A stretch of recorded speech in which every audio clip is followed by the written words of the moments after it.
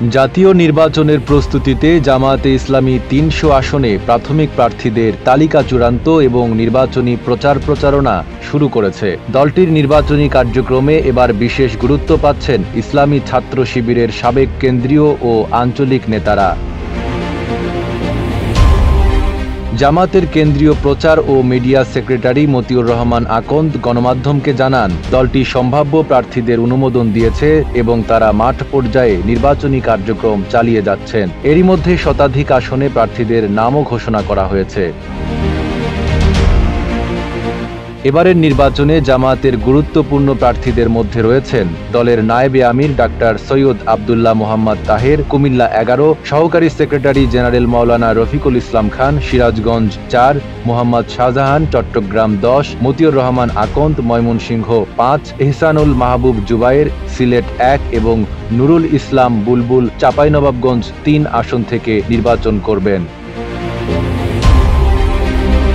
ছাত্র শিবিরের সাবেক কেন্দ্রীয় সভাপতি ও ঢাকা মহানগর দক্ষিণ জামায়াতের সেক্রেটারি ডক্টর শফিকুল ইসলাম মাসুদ, পটুয়াখালী ২, ঢাকা মহানগর উত্তরের আমির ও শিবিরের সাবেক কেন্দ্রীয় সভাপতি মোহাম্মদ সেলিম উদ্দিন, সিলেট ৬, সুনামগঞ্জ ২ আসন থেকে মোহাম্মদ শিশির মনির, ডাক্তার ফখরুদ্দিন মানিক ফেনী ৩ আসনে নির্বাচন করবেন। এছাড়া বিএনপি মহাসচিব মির্জা ফখরুল ইসলাম আলমগীরের বিরুদ্ধে ঠাকুরগাঁও ১ আসনে প্রতিদ্বন্দ্বিতা করতে পারেন জামায়াতের কেন্দ্রীয় মজলিসের শুরা সদস্য মোহাম্মদ দেলোয়ার হোসেন।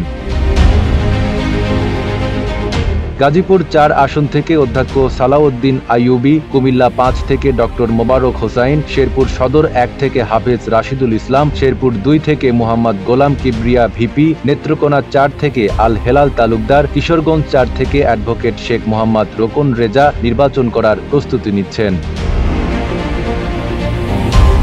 জানা যায়, গাইবান্ধা ১ আসন থেকে মাজিদুর রহমান, কুড়িগ্রাম ৩ আসন থেকে ব্যারিস্টার মাহবুব আলম সালিহি, মোহাম্মদ ইয়াসিন আরাফাত কুমিল্লা ১১ আসন, ব্যারিস্টার নজরুল ইসলাম ঢাকা ১ আসন, অধ্যক্ষ শফিকুল আলম হেলাল কুমিল্লা ৮ আসন, অ্যাডভোকেট সাইফুর রহমান চট্টগ্রাম ১ আসন, শেখ নিয়ামুল করিম বাকসু জিএস ঝালকাঠি ২ আসন, এমাজ উদ্দিন মণ্ডল রাজশাহী সদর, মতিউর রহমান দিনাজপুর ১ আসন, খুলনা ৬ আসন থেকে মাওলানা আবুল কালাম আজাদ, অ্যাডভোকেট হেলাল উদ্দিন ঢাকা ৮ আসন, ব্যারিস্টার শাকির উল্লাহ কুমিল্লা ৭ আসন, মাওলানা আমিনুল ইসলাম মৌলভীবাজার ১ আসন, ডক্টর কেরামত আলী চাঁপাইনবাবগঞ্জের শিবগঞ্জ, হারুন আর রশিদ লালমনিরহাট ৩ আসন, ইসলামী বিশ্ববিদ্যালয় শিবিরের সাবেক সভাপতি অ্যাডভোকেট মাসুদ পারভেজ চুয়াডাঙ্গা সদর থেকে নির্বাচনী প্রচারণায় সক্রিয় রয়েছেন।